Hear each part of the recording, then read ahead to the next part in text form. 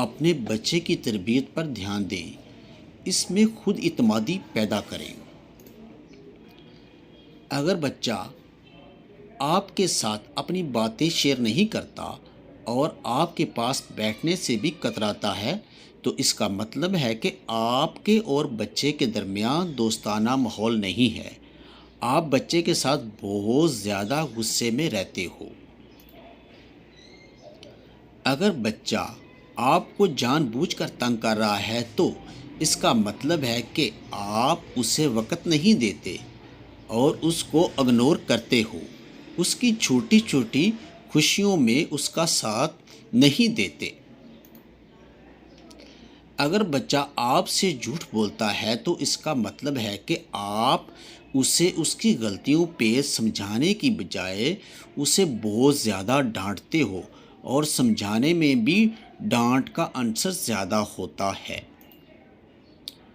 اگر بچہ خود سے اپنے پیروں پہ کھڑا نہیں ہوتا تو اس کا مطلب ہے کہ بچے کو لوگوں میں اٹھنے بیٹھنے اور بات کرنے کا طریقہ نہیں بتایا۔ لیکن بچے کو کبھی بھی بہن بھائیوں، کزن اور دوستوں کے سامنے مت سمجھائیں، اس سے بچہ اساسی کمتری میں مبتلا ہو جاتا ہے۔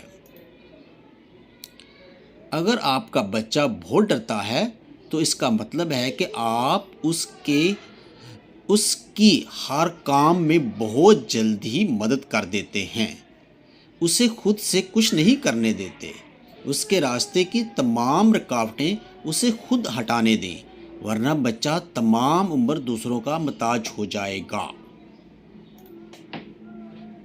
اگر بچے کے لیے آپ سب کچھ خریدتے ہو اور وہ پھر بھی کچھ اور خریدنا چاہتا ہے تو اس کا مطلب ہے کہ آپ اس کے لیے لے گئی چیزوں کا انتخاب آپ اسے خود سے نہیں کرنے دے رہے، بلکہ اپنی پسند اس پر ٹھونس رہے ہیں۔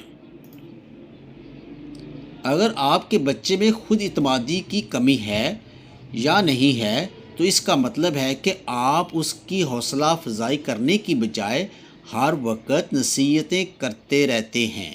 بہت زیادہ نصیحتوں سے بھی بچہ سہم سا جاتا ہے، کچھ بھی کرنے سے ڈرتا ہے کہ کچھ غلط نہ ہو جائے۔ اگر آپ کا بچہ حسد کرتا ہے تو اس کا مطلب یہ ہو سکتا ہے کہ آپ اس کا موازنہ ہمیشہ دوسروں سے کرتے رہتے ہیں کہ فلاں کا بچہ دیکھو وہ کیسا ہے، اس بچے کو دیکھو کیسا ہے۔ اگر آپ کا بچہ دوسروں کے جذبات کی قدر نہیں کرتا تو اس کی اہم وجہ یہ ہو سکتی ہے کہ آپ اسے ہمیشہ حکم دیتے ہو، اس کے جذبات کو محسوس نہیں کرتے کہ وہ کیا چاہتا ہے۔ اگر آپ کا بچہ غصے میں جلدی آ جاتا ہے تو اس کی ایک وجہ یہ بھی ہو سکتی ہے کہ آپ اس کے اچھے کاموں کو سراہتے نہیں اور اس کی اچھی طرح سے تعریف نہیں کرتے۔ وہ آپ کی توجہ کے ساتھ ساتھ آپ سے تعریف بھی سننا چاہتا ہے۔ اگر بچے کی فطرت لڑائی جھگڑے کی ہے اور غصے والی ہے تو زیادہ تر یہ سب کچھ بچے اپنے والدین اور دیگر فیملی ممبرز کے ساتھ سیکھتے ہیں۔